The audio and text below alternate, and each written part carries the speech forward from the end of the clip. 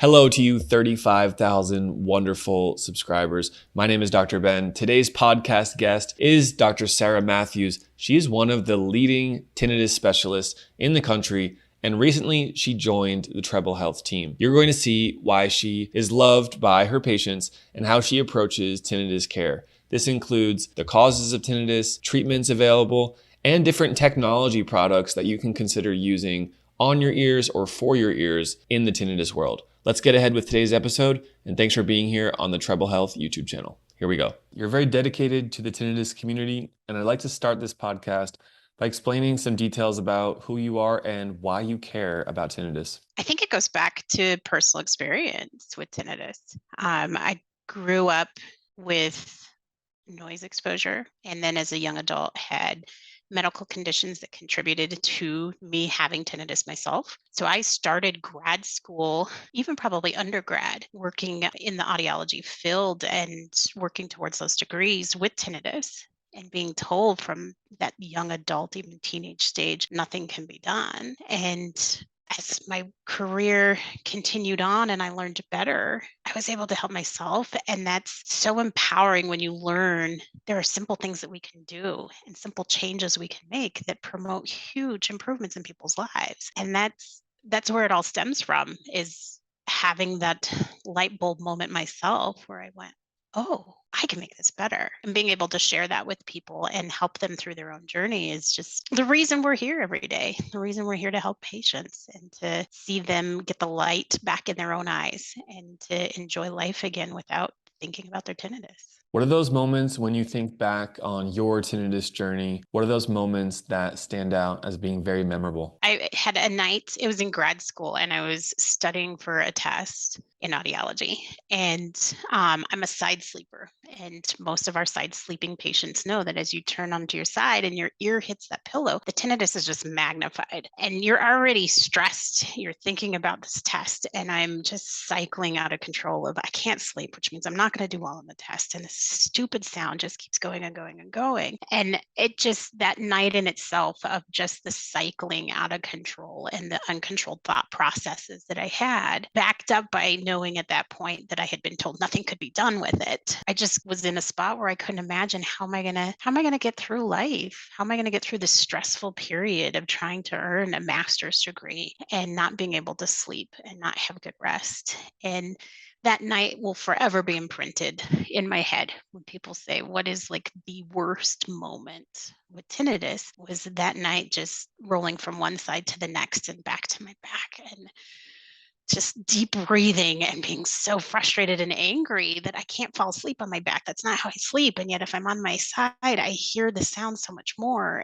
And just finally, at some point in the night, falling asleep from exhaustion and stress and not being able to function very well the next morning, being so tired that my emotional regulation was out of whack. My ability to focus through the tinnitus at that point was almost impossible. And yet, still having to put my good big girl pants on and go do a test that I was well prepared for, but I didn't sleep well before, and talking myself through how to concentrate on doing life and doing life in that moment after a pretty traumatic evening. You're an audiologist with Treble Health. Every day you're working online to help patients habituate and improve their tinnitus. How does your own personal story and positive success story impact your care to your patients, and how does it help them in their journey? I think that one, they understand that I get it. All you have to do is tell me I have tinnitus, and I get it. You don't have to explain, like many of our patients have to explain to family and friends and colleagues and bosses what they're experiencing and why it's so bad.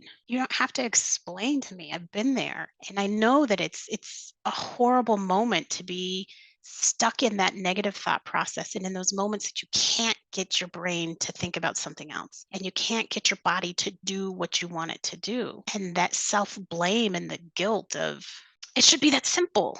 We blame ourselves because it should be simple to not focus on the tinnitus. It's a simple task, we tell ourselves. Think of something else. I get it. And I get why it is emotionally draining and difficult. And When you say to me as a tinnitus patient, I'm having a tough day, I get it. Those words carry the weight of the world with them when patients tell me that. It doesn't have to be, I'm having a tough day because. You don't have to tell me it's a tough day because yesterday I did XYZ, or it's a tough day because today I ate, or I didn't sleep, or any and all of those things are just further descriptors that aren't necessarily needed when you're working with somebody that has experienced the place in life where you've been. Right now on the screen, we're going to show the 4 stages of habituation. Dr. Sarah, could you please counsel us, similar to how you counsel your patients, about the 4 stages of habituation? Perfect. I love this graphic and I use it with every single patient. I use it so that we can have a very good dialogue about our starting point and we can agree upon the end goal of where we're trying to reach. And it's really important for patients to understand that if you're a stage 1 of habituation, it's going to take more dedication, time, energy in the beginning to really get things dialed in and the details of your process and individualized treatment plan understood and done. But after that, as we're progressing through those stages, things become easier, things become less needing to be managed. And I counsel patients that as we're progressing through these stages, you're going to see benefit, you're going to see improvement. And that end of stage 4 is something that, as a team, my patient and myself, we are going to agree when we've hit that stage. And that end stage is something that a lot of patients, they get excited about being there, but oftentimes they're nervous about being there as well. And we have these open conversations and dialogues about that whole process of moving from stage 1 to stage 4. Where are you at? Have you progressed? If you've progressed from stage 1 to stage 2, we're going to have a mini little celebration because that's progress, and it needs to be noted that this is an improvement and a change, and that our patients have put in the time and effort to get to that point. I also reiterate to patients that once we hit stage 3, this is where we buckle down again, that we're not done.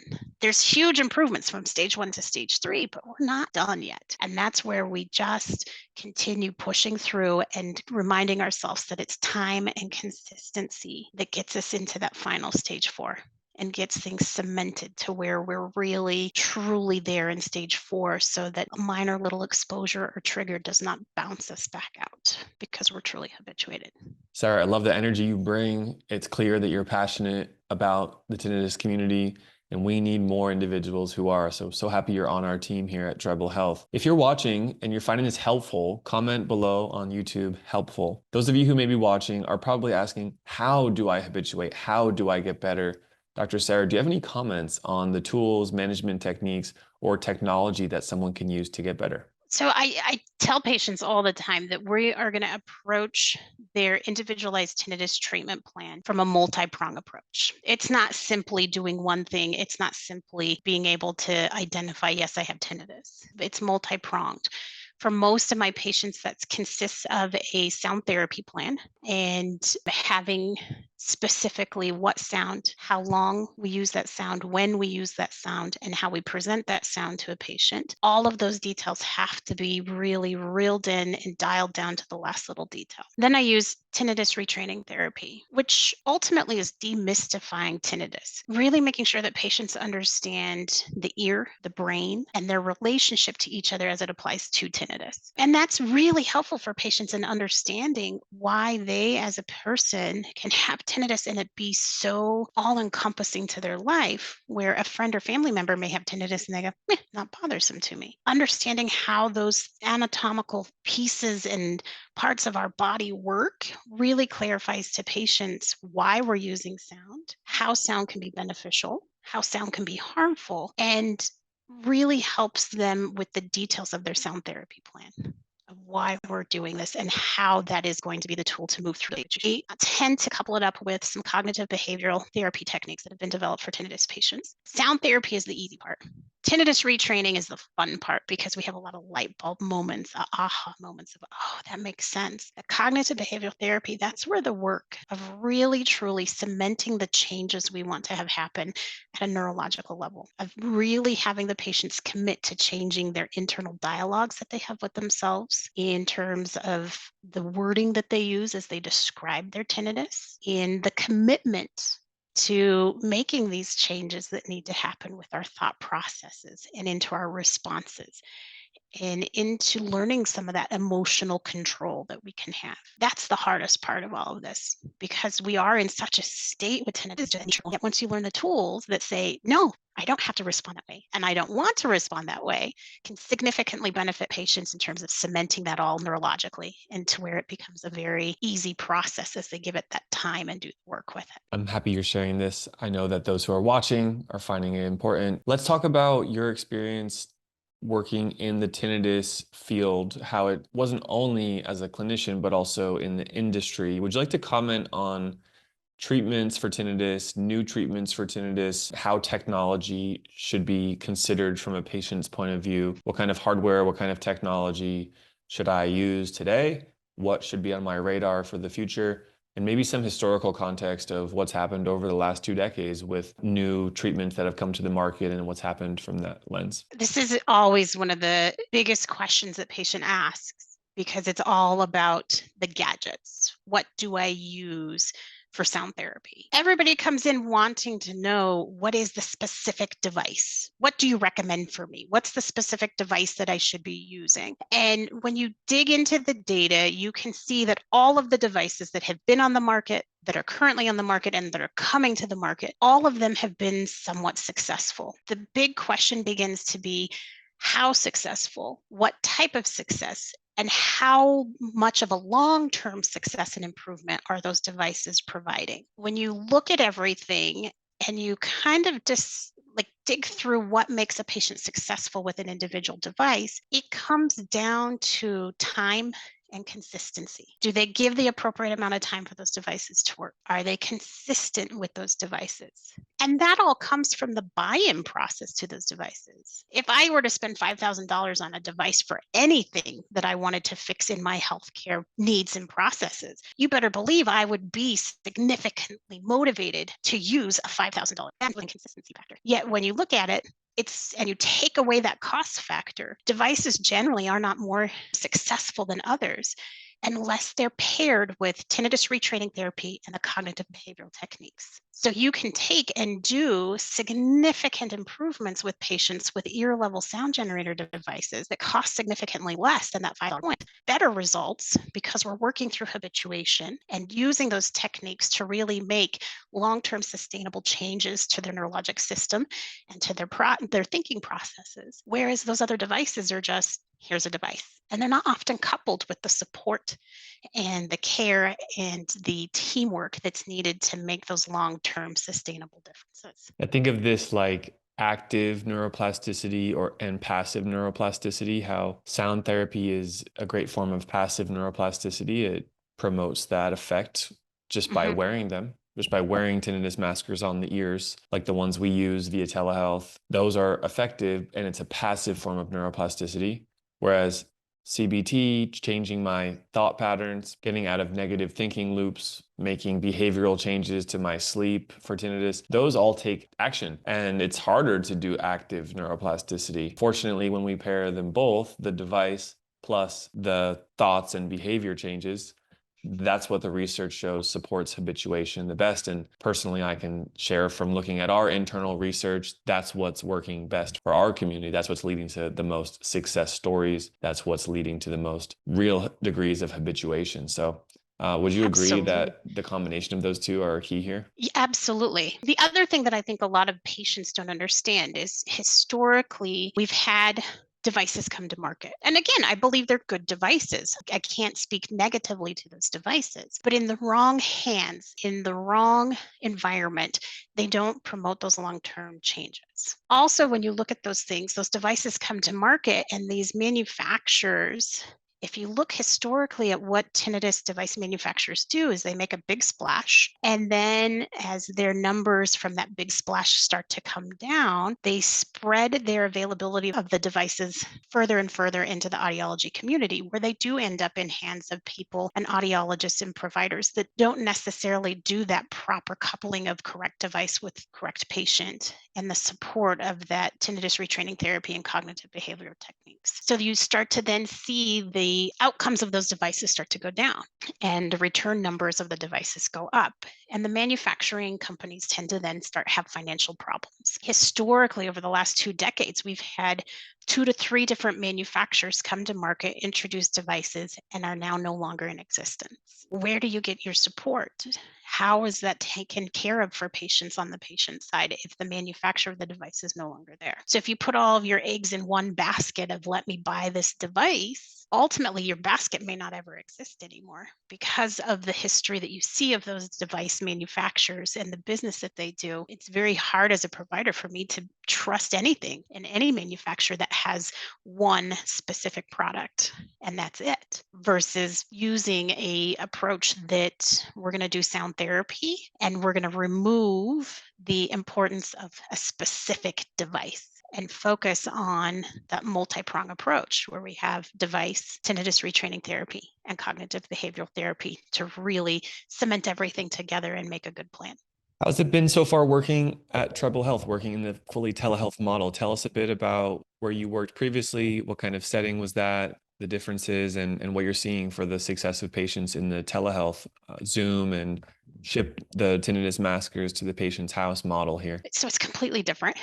It's taken an entire, I would say, a good month to 2 months for me to really kind of settle in and feel okay with work environment. And that's because the environment is all online now and all through technology. Previously, I was working in a large medical situation where I had ENTs and other audiologists, and a significant part of the interactions on a day-to-day was all through personal contact. And on one hand, that's great. It's really easy to read body language and to be able to manage some of the day-to-day things when you're doing it all in person.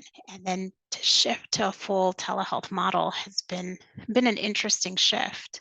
I was telling one of our other audiologists here at Treble, person that shows goods, and like, hey, I'm Sarah, here to, work and get to know everybody and, make best friends through that type of approach and contact with my colleagues. And now I'm like, I guess I can send an instant message, and it's a little different. And, it's different to convey that excitement of meeting new people and convey the desire to be part of the team when it's all through written word versus body language and tone of voice and being in the physical proximity of people. But I think it's a strength of Treble Health as well. The fact that I can see a patient across the country because they need something in terms of availability that works with my schedule is huge. That makes that convenience factor just one more thing we don't have to focus on. The fact that my patients can email me any day and know that I'm there to respond. My responses are not off the cuff, that if it's something I don't know, I have the time to do a little research and ask some questions and give them more informational packed responses versus that in person in an office going, I don't know. They know that when I respond, it's honesty and it's truth in terms of what I know and what I've experienced. And if I don't know something, that I've already done the legwork when they get their answer. Well, here's to a bright future, Sarah, at Treble Health. And for the many patients that you've already seen, I've seen the positive reviews. For those of you who haven't seen them, you can go to treblehealth.com and see some of our amazing reviews, some of them highlighting the work Dr. Sarah has been providing to our patients, helping them go from stage 1 to stage 2 and stage 3 and eventually stage 4 habituation with tinnitus. That is our goal, and have hope because it's possible for you. Sarah, thanks for joining us. You're welcome. It was a pleasure to be here. Thanks, everyone. See you on the next episode. Bye-bye. Thank you for watching today's video with Treble Health. Check out our next video by clicking the button on this screen or another recommended video. And if you're not already, make sure to subscribe to our YouTube channel. Thanks so much. See you on the next video.